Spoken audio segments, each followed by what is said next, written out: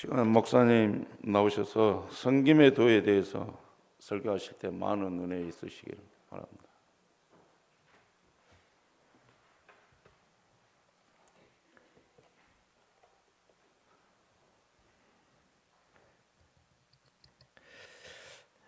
말씀을 듣기 전에 광고 한 가지 하겠습니다. 우리 지난주에 새생명 전도 축제 하면서 또 여러분들 오셨습니다. 이때 인도하신 분들, 새 가족들은 선물들을 다 받으셨는데 인도하신 분들 선물을 준비해 놓았습니다.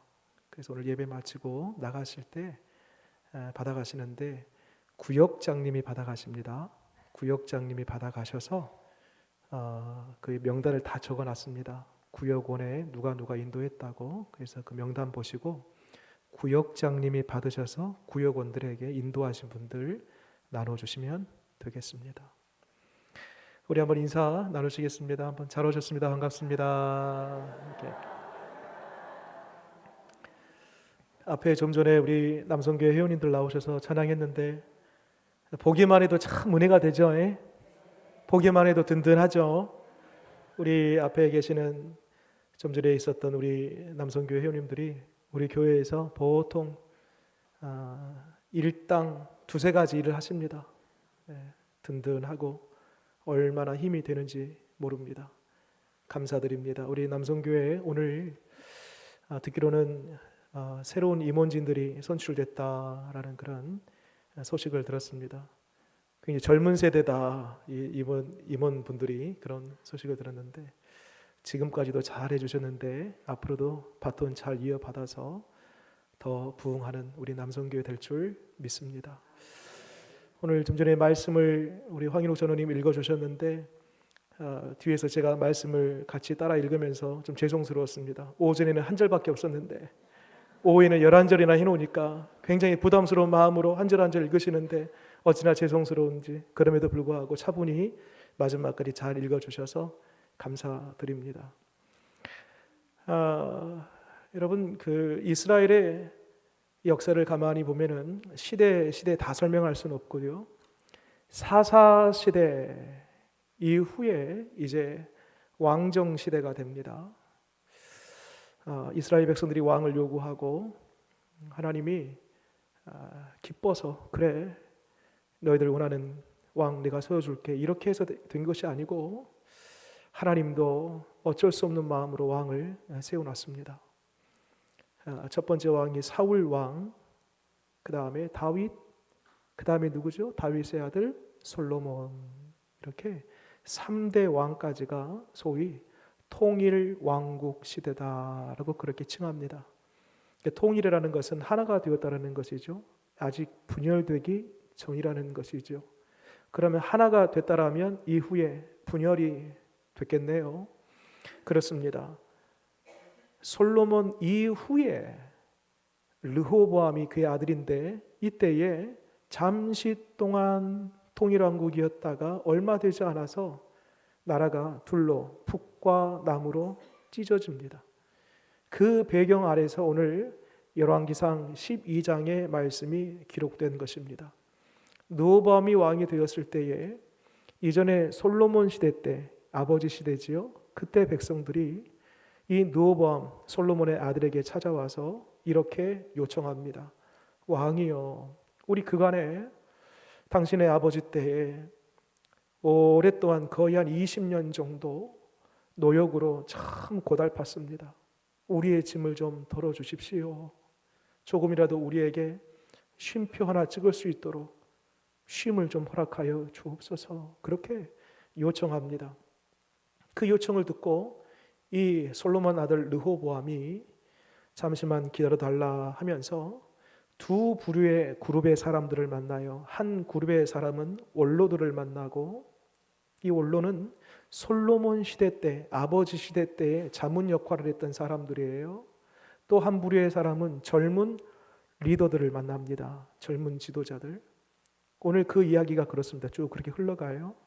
요약해 보면 원로들을 만났을 때에 원로들이 르호보암에게 뭐라고 하는가 봤더니 왕이여, 백성들의 말이 맞습니다. 우리가 목격자 아닙니까? 얼마나 저들이 땀 정도가 아니고 피 흘리기까지 고생했습니다. 저들에게 짐을 좀 덜어주십시오.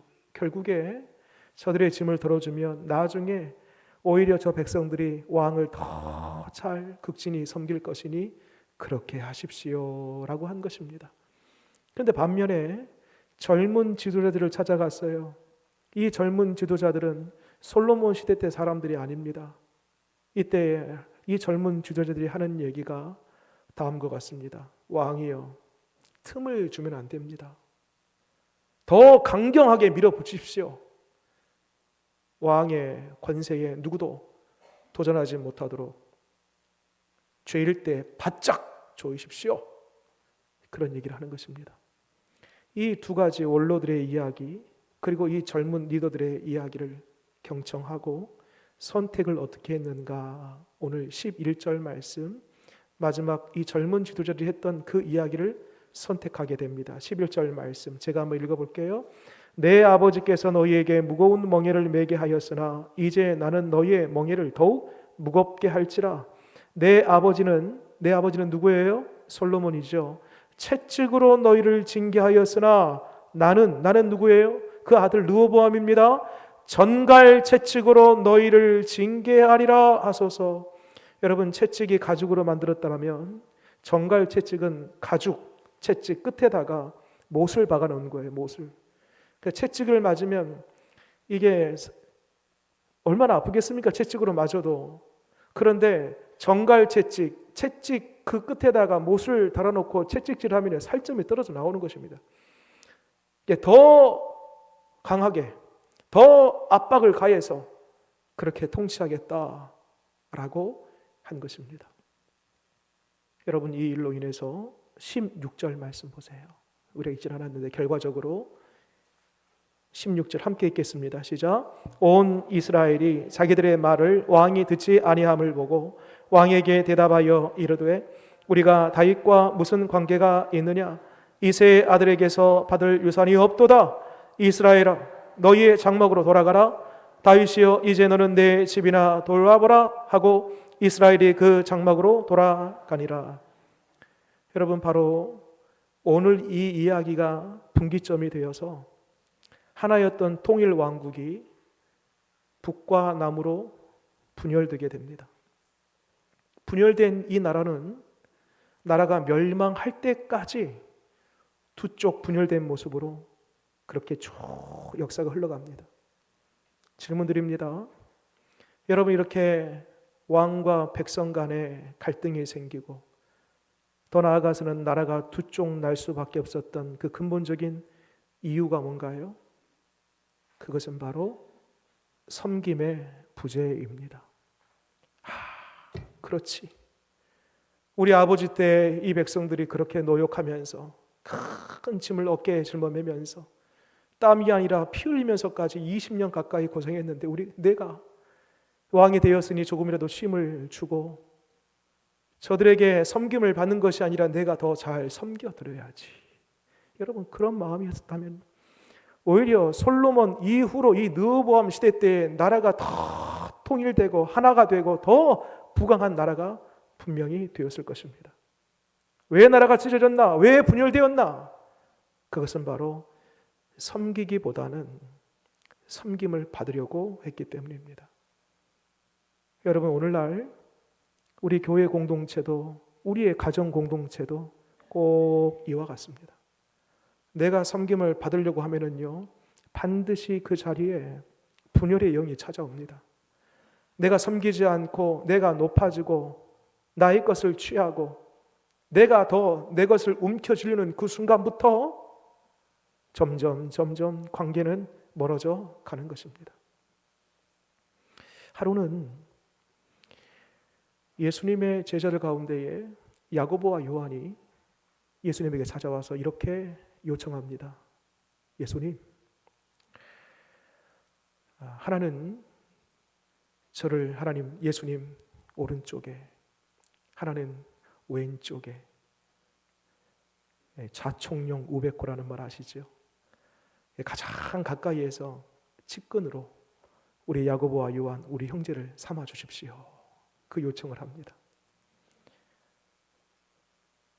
공개적인 자리에서 얘기를 하지 않았겠죠.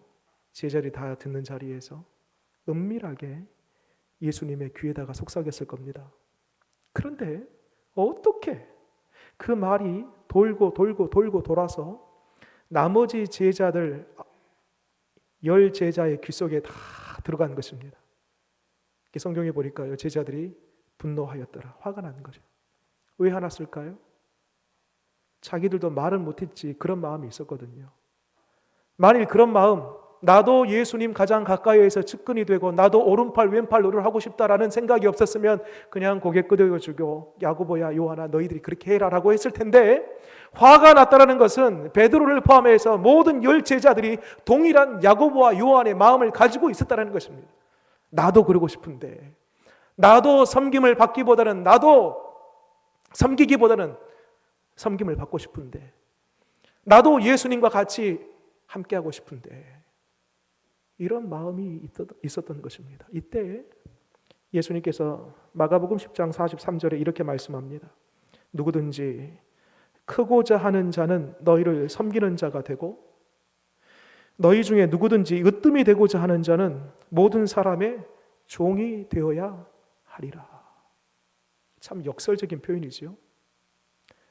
크고자 하는 자는 뭐라고요? 섬기는 자가 되어야 된다.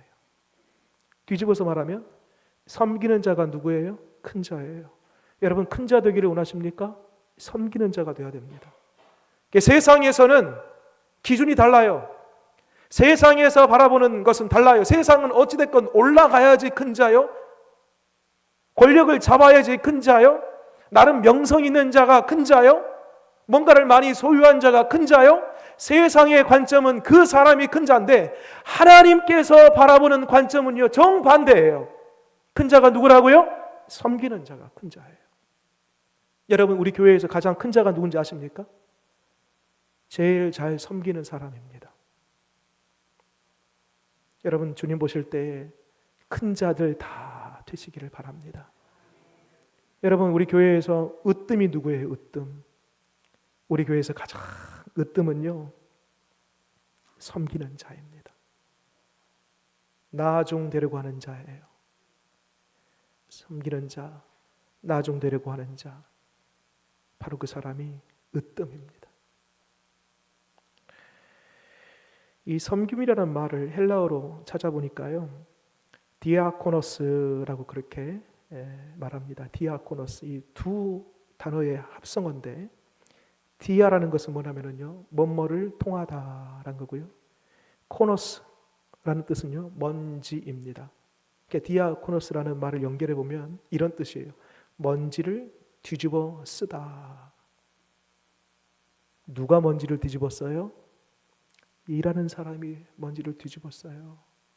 은밀하게 누구도 모르게 그 구석진 데 가서, 먼지 많은 곳 가서 뒤집어 쓰는 그 일을 하는 사람이 섬기는 사람이요, 바로 그 사람이 하나님께서 보실 때 큰 자요. 이 디아코노스로 나온 그 단어 직분이 뭐냐면은 집사입니다. 집사가 디아코노스예요. 먼지 뒤집어 쓴 사람이에요. 집사의 일은 어떤 일이에요? 집을 사는 사람 아닙니다. 집사 이거 아니에요. 썰렁한 개그였어요. 누구도 잘 이해하지 못하는, 섬기는 사람, 먼지를 뒤집어 쓰는 사람, 누구도 하지 않은 그 일을, 누구도 가지 않은 그 자리에 가서 그 일을 하는 사람이 집사, 디아코노스, 섬기는 사람이라는 것입니다. 요한복음 13장에 예수님께서 이제 십자가를 지시기 얼마 전입니다. 임박했어요. 제자들을 다 불러 모으고 마지막 최후의 만찬을 이렇게 여십니다.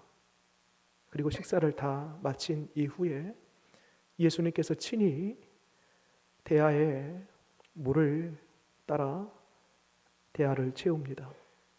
어디에 쓰는가 제자들이 가만히 보니까요, 세상에나 제자들의 발을 씻으려고 예수님께서 대야와 물을 준비하신 거예요. 예수님이 허리에다가 수건을 찹니다. 동이고, 그리고 제자 이름을 한 사람 한 사람 부르면서 내 앞으로 오라라고 하십니다. 여기까지는 제자들이 전혀 예상하지 못했습니다.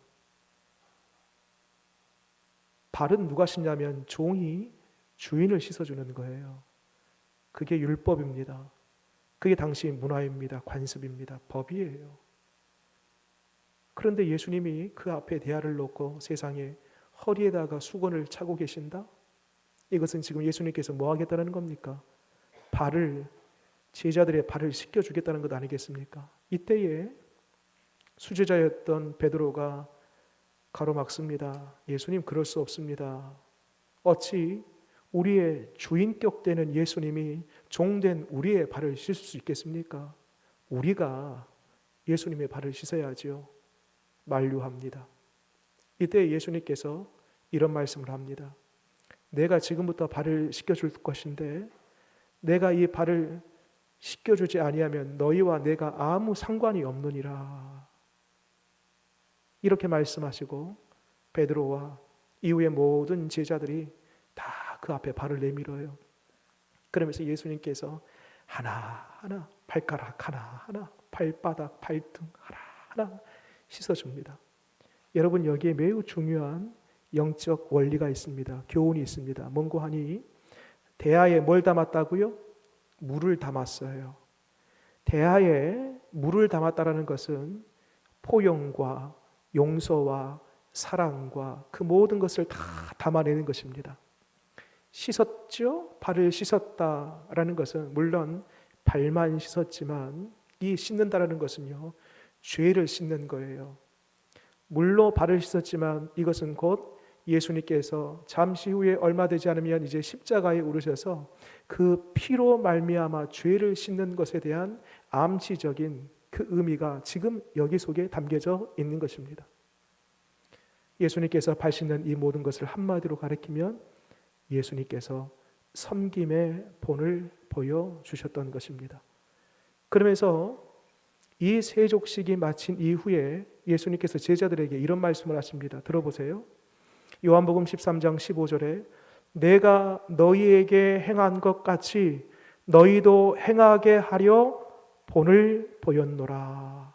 말하자면 나와 같이 너희도 섬기는 자가 되라 라고 예수님께서 십자가 지시기 전에 마치 유언처럼 제자들에게 말씀해 주신 것입니다. 한 번 더 말씀드립니다. 섬기는 자가 큰 자입니다. 섬기는 자가 으뜸입니다. 죄송합니다. 저를 따라서 한번 해보겠습니다. 섬기는 자가 큰 자다. 섬기는 자가 으뜸이다. 이 은혜가 저와 여러분 가운데 있기를 바랍니다. 어느 담임 목사님이 미국의 어느 교회에 이제 막 부임하려고 합니다. 부임하는 날이에요. 그날이. 근데 이 담임 목사님이 부임을 하는데 교회 분위기를 좀 알고 싶었던 거예요. 그래서 일부러 이 담임 목사님이 노숙자로 변장을 했습니다. 어떻게 변장했는가 여러분 상상만 한번 해보세요. 머리를 다 흔들어가지고 머리를 막 치렁치렁 파랑파랑 막 그렇게 막 내렸어요. 옷도 남루하게 막 이 주머니도 다 찢어놓고 구멍 숭숭 내놓고 그런 남루한 옷을 입었어요. 양말도 신지 않았습니다. 신발도 빵꾸가 뚫렸네요. 며칠째 씻지도 않은 사람처럼 얼굴에다가 막 먹칠을 해놓고 딱 봐도 이 사람은 노숙자예요. 변장한 이 담임 목사님 노숙자가 예배 시간에 딱 맞춰서 예배 시간 1시간 전에 예배당 앞에 이 입구에 우리로 보면은 여기 앞에 들어오는 입구에 딱 앉아 계셨더랍니다. 그러면서 고개를 살짝 숙이고 두 손을 올려서 지나가는 성도들에게 구걸을 했답니다. 내가 며칠 동안 밥을 못 먹었으니 1달러만 달라고. 1달러만. 오늘 내가 해결할 수 있는 밥 한 끼 그 값을 구걸했답니다. 그런데 1시간 동안 예배 전에 그렇게 지나가는 성도들에게 구걸하고 구걸했어도 단 한 사람도 그 손에 1달러를 쥐어준 사람이었고 유일하게 딱 3사람. 3사람만이 뭐 했는가? 가볍게 인사만 하고 갔다는 겁니다. 나머지 모든 사람들은 본체 만취하고 그냥 씩 무관심한 상태로 지나갔다는 것입니다. 1시간이 지나서 예배 시간이 딱 임박했습니다. 노숙자로 변장한 이 담임 목사님이 예배 시간이 돼가지고 제일 앞에 우리 지금 박영란 권사님 앉아 계시는 이 자리에 딱 앉았더랍니다. 했더니 뒤에서 쏜살같이 안내 보는 사람이 뛰어와가지고요, 여보시오, 여기는 오늘 새로 부임한 담임 목사님이 앉는 자리인께 빨리 뒤로 가시오. 그래서 어쩔 수 없이 밀려나다시피 쫓겨나다시피 해가지고 제일 뒤에 앉았더랍니다. 그리고 예배가 시작되고요, 시간이 조금 지나서 이제 마침내 오늘 위성희 전원님은 사회를 봤는데 사회자가 오늘 새로 부임한 담임 목사님을 소개하겠습니다. 그러니까 막 사람들이 막 설레고 기대감에 가득 찼어요. 막 누굴까 막 두리번 하면서 막 그렇게 기대감이 고조됩니다. 그때에 사회자가 그 새로 부임한 담임 목사님의 조남을 발표합니다. 예레미야 스테파네 목사님이십니다. 딱 소개를 하니까요, 지금 어디가 앉아 계셨어요?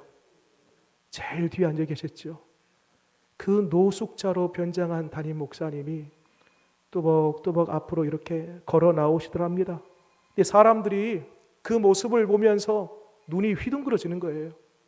깜짝 놀란 거예요. 아니, 세상에 조금 전에 1시간 전에 저 문 앞에서 구걸했던 그 거지, 그 노숙자가 우리 담임 목사님이라니! 충격을 감출 수가 없는 것입니다. 뚜벅뚜벅 걸어 올라오신 새로 부임한 이 예레미야 스테파네 목사님이 올라오시자마자 성경 구절을 읽는데 어디를 읽는가? 마태복음 25장의 말씀을 펴고 그저 말씀을 한 절 한 절 읽었답니다. 한번 들어보세요. 마태복음 25장 35절의 말씀 이하의 말씀인데요, 이렇게 기록되어 있습니다. 내가 줄일 때에 너희가 먹을 것을 주었고 목마를 때에 마시게 하였고 나그네 되었을 때에 영접하였고 헐벗었을 때에 옷을 입혔고 병들었을 때에 돌아보았고 옥에 갇혔을 때에 와서 보았느니라. 이에 의인들이 대답하여 이르되 주여, 우리가 어느 때에 주께서 줄이신 것을 보고 음식을 대접하였으며 목마르신 것을 보고 마시게 하였나이까? 어느 때에 나그네 되신 것을 보고 영접하였으며 헐벗은 것을 보고 옷 입혔나이까? 어느 때에 병드신 것이나 옥에 갇힌 것을 보고 가서 배웠나이까? 하리니. 40절에 임금이 대답하여 이르시되 내가 진실로 너희에게 이르노니 너희가 여기 내 형제 중에 지극히 작은 자 하나에게 한 것이 곧 내게 한 것이니라 하시고. 그 목사님이 올라오셔서 아무 말씀 없고 이 성경 구절을 읽습니다. 그리고 이 성경 구절을 읽은 후에 이렇게 얘기합니다. 들어보세요. 그 새로 부임한 담임 목사님의 얘기입니다. 저는 오늘 많은 사람들이 모여있는 모임을 보았지만 하나님의 교회는 보지 못했습니다. 세상에 사람은 많지만 예수님의 제자는 충분하지 않습니다. 여러분은 언제 예수님의 제자 되기를 원하십니까? 여러분은 예수님의 제자의 길을 이제 함께 걸어가시겠습니까? 여러분이 섬겨야 할 예수님은 지금 어디에 계십니까? 그러니까 그날 새로 부임한 이 담임 목사님의 설교였습니다. 이렇게 하고 기도하고 내려가셨는데 그 앞에 마태복음 25장의 말씀 그리고 짧지만 그 메시지를 들으면서 이 성도들 안에 눈물이 터지고 흐느끼는 소리가 들리고 가슴을 치는 듯 하나님 앞에 회개의 소리가 들려왔다라는 것입니다. 여러분, 교회는요, 어떤 교회가 행복하냐면 섬기는 자가 많을수록 행복한 교회입니다. 인간 본성은요, 98%가 권력 지향형입니다. 말하자면 98%는 대부분의 사람들입니다. 남녀노소를 막론하고 모두가 다 높아지고 싶어요. 인정받고 싶어요. 높아지고 인정받으면 그 다음요, 자랑하고 과시하고 싶어요. 그리고요, 그 다음은요, 그 힘을 가지고 뭔가 그 힘을 발휘하고 싶어요. 이게 모든 인간의 본성, 권력 지향적인 본성을 누구나 다 가지고 있습니다. 성경은 반대입니다. 그 인간 본성을 줄이고 그 인간 본성을 역류하여서 오히려 섬기는 자가 큰 자다. 세상은 정적을 제거하고 스스로를 높이고 더 높아져서 자랑하고 과시하고 그 힘을 가지고 휘두르고 싶은 이 세상 이치이지만 성경은 정반대로 오히려 낮은 자가 높은 자다. 섬기는 자가 큰 자다. 라고 말씀하고 있습니다. 요한 3서의 말씀 보게 되면 디오드레베라는 사람이 나와요. 디오드레베를 소개할 때에 요한 3서에 그를 이렇게 소개합니다. 으뜸되기를 좋아하는 자라. 여러분, 이 디오드레베라는 말에서 나온 증후군이 있습니다. 디오드레베 증후군 들어보셨습니까?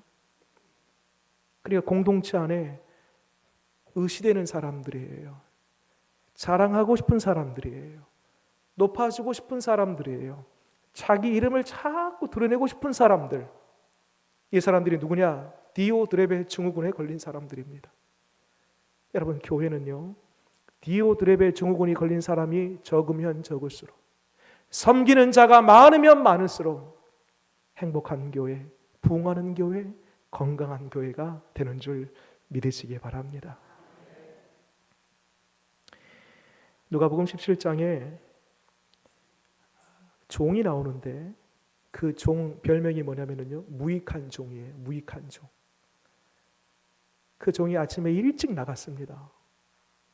나가서 논밭에서 조금 전에도 말씀드린 것처럼 흙 뒤집어 쓰고 먼지 뒤집어 쓰고 열심히 일을 했습니다. 밤늦게 들어왔어요. 들어와서 뭐 하는가 봤더니 주인의 밥상을 차려줍니다.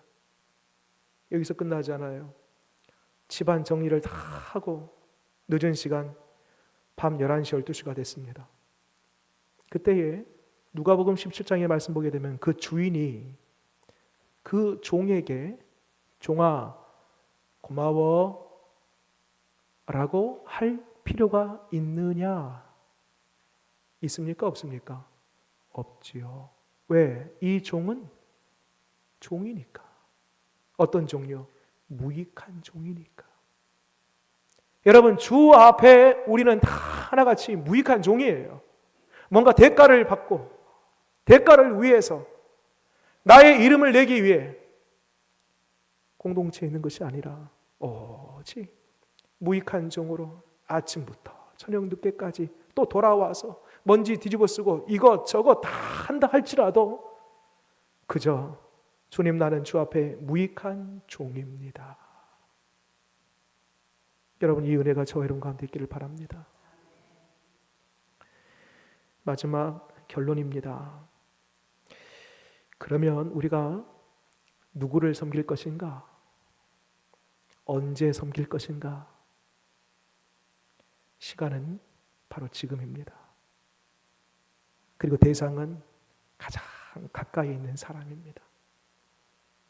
내 주변에 있는 가장 가까이 있는 그 사람이 나의 섬김의 대상이 하나님께서 그렇게 붙여주신 거예요.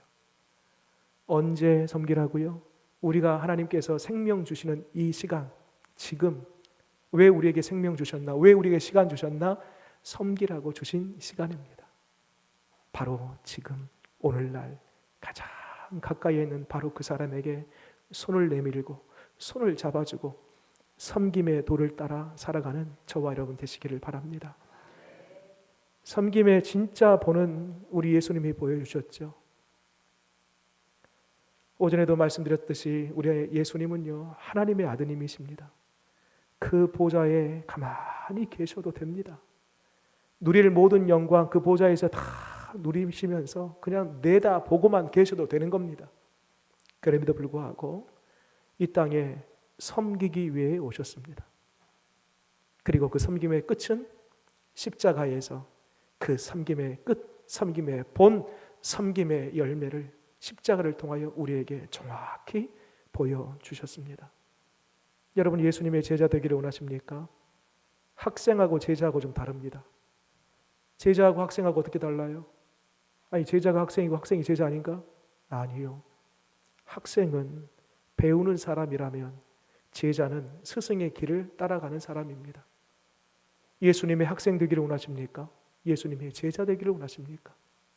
여러분 바라기는 예수님이 가신 그 섬김의 길을 따라 섬김의 도를 우리도 취하여 예수님 따라가는 예수님의 진짜 제자들 다 되시기를 바랍니다.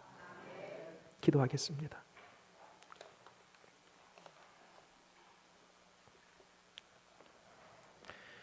섬기는 자가 큰 자다. 낮아지는 자를 주님 높이시고 낮아지는 바로 그 사람 주님께서 으뜸이다라고 말씀해 주시는 줄 믿습니다. 우리 하나님, 우리가 섬기면 힘도 시간도 에너지도 내 거 있는 것 드려야 되면서 뭔가 손해보는 것처럼 보이지만 하나님, 우리가 섬길 때에 주님이 우리를 높여주시는 줄 믿습니다.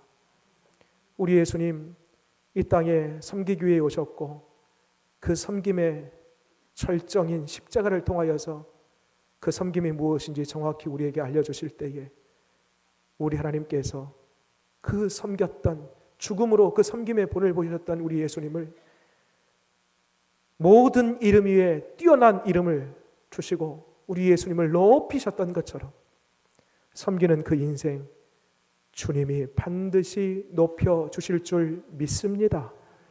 하나님 우리 교회 공동체 안에 우리 남선교회를 비롯하여서 모든 우리 성도들 함께 섬기는 자가 되어 주님의 몸된 교회를 아름답게 멋지게 만들어가는 우리 모든 공동체 될 수 있도록 도와주시옵소서.